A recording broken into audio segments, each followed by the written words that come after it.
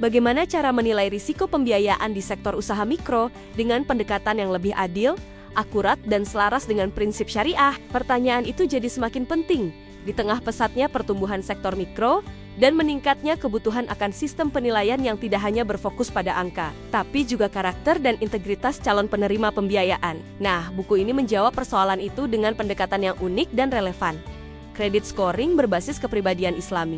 Buku model kredit scoring berbasis kepribadian Islami, studi kasus usaha mikro karya Hardiansyah, hadir sebagai panduan komprehensif untuk memahami dan menerapkan manajemen risiko pembiayaan mikro dengan cara yang tidak hanya teknis, tapi juga etis. Di awal pembahasan, kamu akan diajak memahami pentingnya pengelolaan risiko dalam pembiayaan, terutama di sektor mikro yang rentan terhadap ketidakpastian, risiko kredit, bias dalam penilaian, dan faktor kepercayaan menjadi sorotan utama yang disampaikan dengan sistematis. Selanjutnya, buku ini membahas faktor-faktor yang kerap memengaruhi kualitas pembiayaan, seperti pemahaman terhadap kepribadian calon nasabah, karakteristik usaha mikro yang dinamis, serta bagaimana kredit scoring konvensional seringkali kurang relevan jika tidak mempertimbangkan nilai-nilai personal dan spiritual.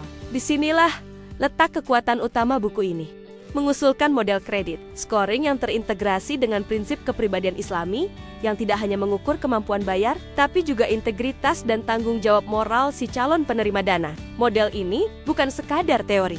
Dalam bab-bab akhir, pembaca diajak melihat langsung studi kasus nyata yang menggambarkan bagaimana kredit scoring syariah ini diterapkan di lapangan. Pendekatan ini ternyata mampu mendeteksi risiko secara lebih bijak, bahkan membantu lembaga keuangan syariah dalam menyeleksi calon nasabah secara lebih adil dan berkelanjutan.